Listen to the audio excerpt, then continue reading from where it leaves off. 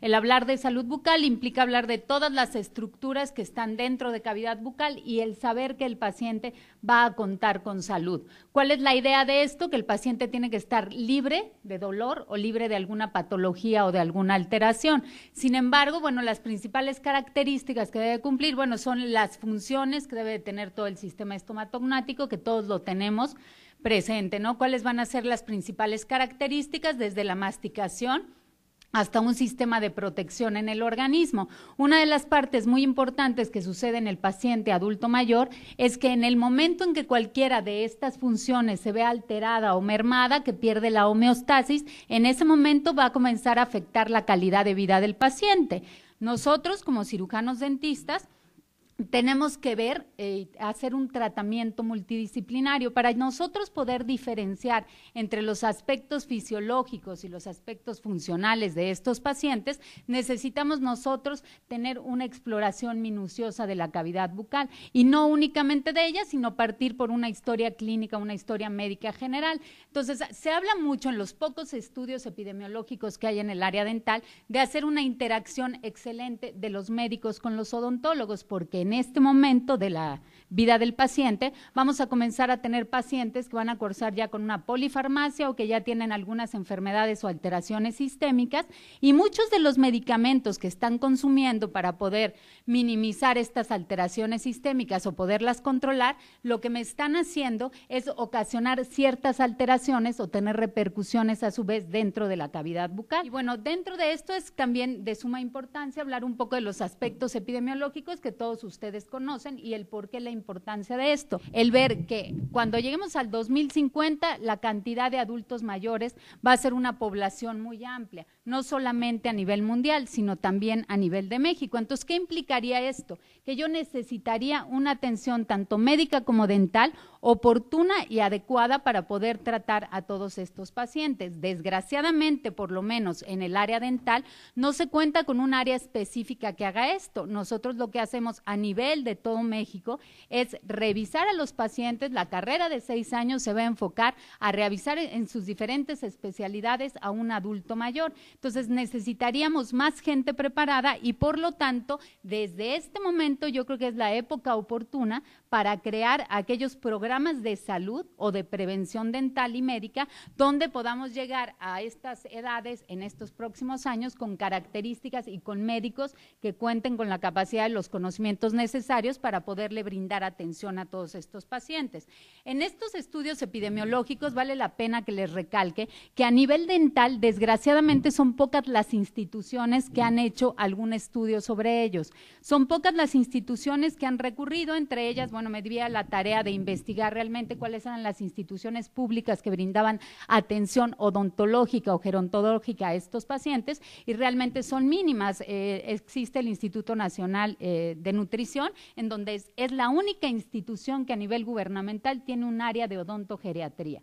Aquí en la universidad lo único que hacemos es en todas las áreas revisar a estos pacientes y el paciente, aparte de que va a tener una edad mayor, va a tener que ser un paciente que tenga recursos económicos suficientes para poder tratar todas estas alteraciones. Entonces, de estos pocos estudios que hay, los que nos hemos dado cuenta o los que me di a la tarea de investigar es que sobre las principales enfermedades bucales que tenemos a nivel nacional es principalmente el edentulismo, la caries y la enfermedad periodontal. Son los 3 tipos de enfermedades, de acuerdo, que más tiene nuestra población. Y bueno, les decía yo que no es únicamente partir del diente, sin embargo, el diente va a tener características importantes de las cuales van a tener ciertos cambios morfológicos y fisiológicos ocasionados por el mismo envejecimiento, por el mismo proceso del envejecimiento. Desde ellos, bueno, el clásico que se llega a quejar al paciente es el cambio de coloración del esmalte, ¿no? Entonces, tenemos que partir por saber cuál es la constitución de un diente. Bueno, sabemos o han escuchado que la mayoría de estos van a estar formados por una corona y superficies radiculares, y estas superficies radiculares lo que van a hacer es darle la vitalidad al diente y a su vez van a estar comunicadas con todo el sistema por medio del torrente sanguíneo. Entonces, ¿qué es lo que sucede cuando alguna de estas 4 estructuras, ya sea de los tejidos duros o de los tejidos blandos, se ven alteradas? Bueno, pues van a tener repercusiones muchas veces a nivel sistémico. Entonces, Entonces, es importante que nosotros, tanto como médicos generales como dentistas, hagamos una inspección adecuada en los pacientes para saber que estas bacterias que quizás comiencen únicamente en caries no se vayan a torrente sanguíneo y tengan implicaciones a nivel cardíaco, ¿no? En donde es el proceso clásico del envejecimiento, de las alteraciones de la cavidad bucal del paciente. Siempre partimos con un paciente con buenas características de salud, en donde desgraciadamente vamos eliminando o no vamos realizando los hábitos de higiene correctos, el paciente llega a tener las dos enfermedades más comunes con índice de prevalencia, que es la caries y la enfermedad periodontal, y en lugar de recurrir a un tratamiento dental, deja que pase el tiempo, comienza a haber pérdida de dientes, al haber pérdida de dientes, de acuerdo, se requiere de la utilización de prótesis que desgraciadamente muchas veces, ya sea en forma económica o en forma habitual, el paciente o no tiene tiempo o no tiene las condiciones económicas para poder rehabilitarse, esto lo que cual a su vez va a traer cambios cada vez mayores, ¿hasta qué? Hasta llegar al edentulismo o a la pérdida total de los dientes. Las principales lesiones que tenemos son todas estas que se han encontrado a nivel de México, que es el cáncer bucal, de acuerdo, la Candida albicans, la presencia de caries, el edenturismo, algunas manifestaciones bucales ocasionadas por fármacos y alteraciones de la articulación temporomandibular. Las dos principales de ellas, bueno, es la caries y la enfermedad periodontal. Una de ellas sí ha sido o sí tiene características en donde el paciente tenga dolor, y las principales o más comunes que voy a enumerar en forma rápida es la candidiasis bucal, en donde todos sabemos cuáles son las principales características y manifestaciones. En cavidad son exactamente las mismas.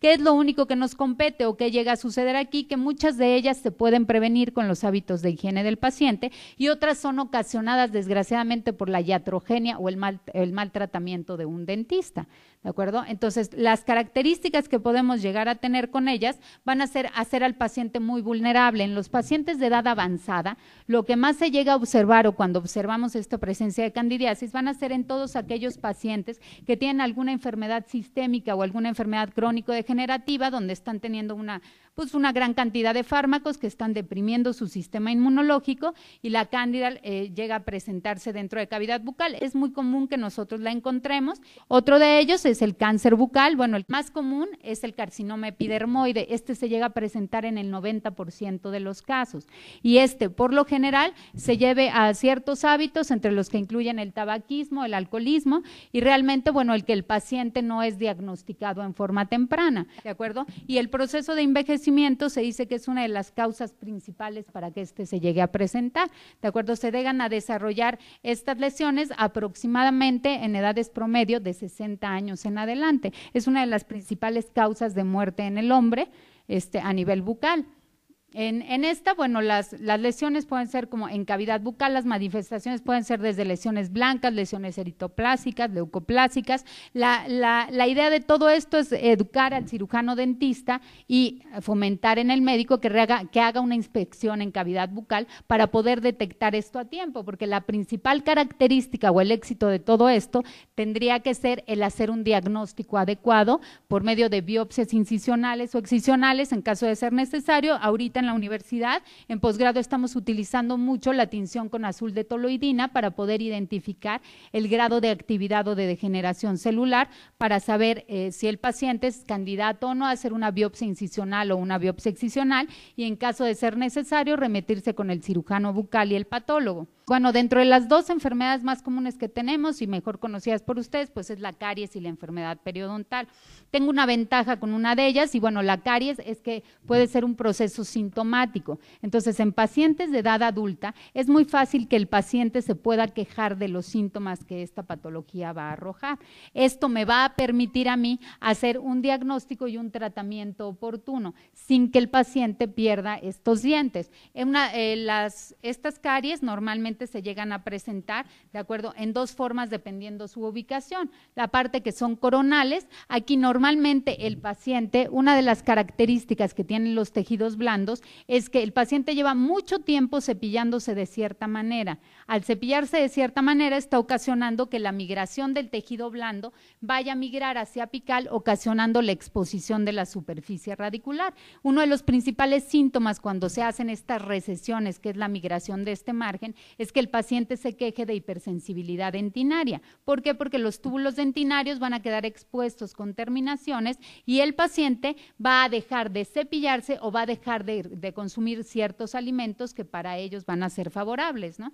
Entonces, aquí puedo tener varias características y es poder mejorar por medio de la colocación de coronas o de alguna restauración protésica. Sin embargo, ¿qué sucede en aquellos casos donde las caries se van más hacia las superficies radiculares?